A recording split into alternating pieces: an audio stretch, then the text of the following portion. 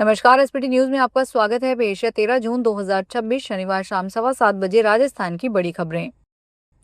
राजस्थान की भजनलाल सरकार ने प्रदेश के लाखों पेंशनर्स को बहुत बड़ी राहत दी है। अब पेंशन पाने के लिए बुजुर्गों को सरकारी दफ्तरों या बैंकों के चक्कर नहीं काटने पड़ेंगे।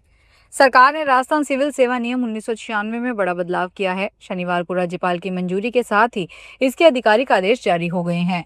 पेंशनर्स के वेरिफिकेशन की प्रक्रिया को भी बहुत आसान बना दिया गया है। सचिवालय के सूत्रों के मुताबिक अब चतुर्थ श्रेणी के ऊपर कोई भी सरकारी कर्मचारी अपनी एसएसओ आईडी का इस्तेमाल कर सकेंगे। वे अपने जरिए ई साइन करके किसी भी पेंशनर के जीवन प्रमाण पत्र को तुरंत ऑनलाइन वेरीफाई कर पाएंगे। इससे कागजी कार्रवाई से पूरी तरह छुटकारा मिल जाएगा। खाद्य की कालाबाजारी को रोकने के लिए राजस्थान सरकार खाद्य वितरण व्यवस्था को पूरी तरह डिजिटल बनाने जा रही है। सरकार ने पायलट प्रोजेक्ट के तहत राज्य संबंध और सिरोही जिलों में यूनिक फार्मर आईडी आधारित खाद्य वितरण का कार्य शुरू कर दिया है।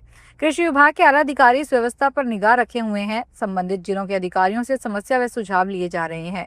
प्रयोग सफल रहा तो अन्य जिलों में इसी व्यवस्था से खाद्य वितरण होगा।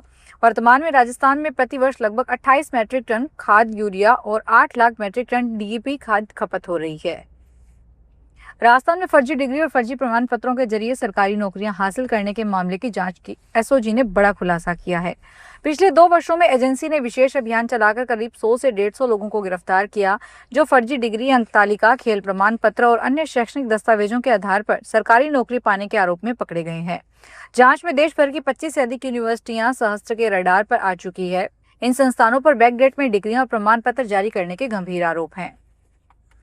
राजस्थान के भीलवाड़ा में पीपल फॉर एनिमल्स के प्रदेश प्रभारी बाबूलाल जाजू ने राज्य में मोरों की हत्या के मामले में प्राथमिकी दर्ज करवाई है। जाजू ने शनिवार को बताया कि यह प्राथमिकी डीडवाना, नागौर, बूंदी के पुलिस अधीक्षकों को ईमेल और रजिस्टर्ड डाक से भेजकर दर्ज करवाई गई। कुचामन जिले के मकराना क्षेत्र के गांव गहड़ा कल्लाम में 25 मोरों की हत्या की गई, जबकि नागौर जिले के इंदरगढ़ बफर जोन के गांव कोलासपुर में 12 मोरों की हत्या की गई। राजस्थान लोक सेवा आयोग की ओर से निकाली गई असिस्टेंट माइनिंग इंजीनियर 2024 भर्ती के रिक्रूटमेंट पोर्टल में अवैध रूप से छेड़छाड़ करने और 3 कैंडिडेट्स के ऑनलाइन फॉर्म विड्रॉ करने का मामला सामने आया है।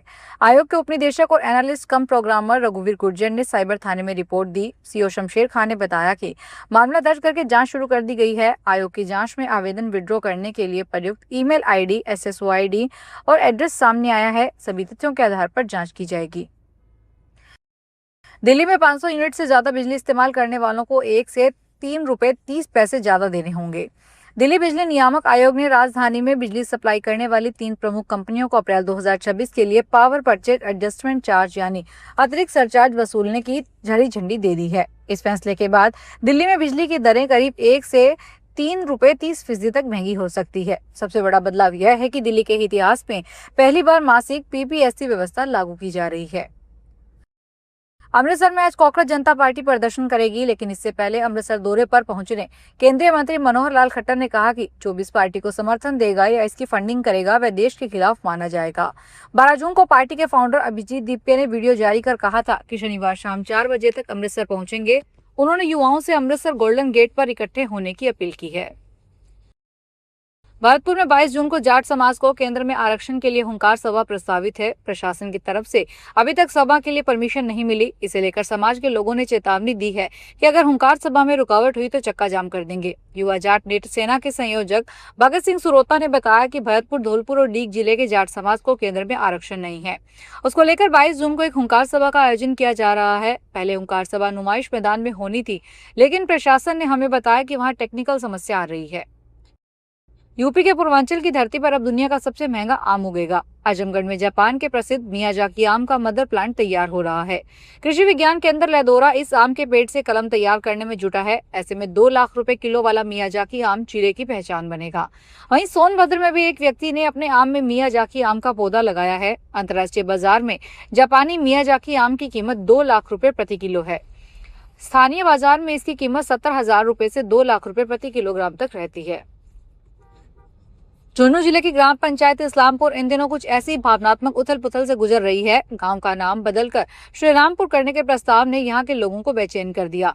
उनका कहना है कि यह केवल नाम बदलने का मसला नहीं, बल्कि 400 साल पुरानी विरासत और पहचान के अस्तित्व का प्रश्न है। करीब 15,815 आबादी वाला इस्लामपुर जिले का सबसे बड़ा राजस्व गांव माना जाता है। नाम बदलने के प्रस्ताव के विरोध में ग्रामीणों की ओर से 15 जून को गांव के कलेक्टर तक पैदल मार्च निकाला जाएगा। ग्रामीणों ने बताया कि गांव का नाम किसी भी हालत में नहीं बदला जाना चाहिए। पाली के रोहट क्षेत्र में स्थित नेहडा बांध का गेट शनिवार सुबह खोला गया। किसानों का एक पक्ष इसके समर्थन में था क्योंकि उनके खेतों में पानी बढ़ रहा था।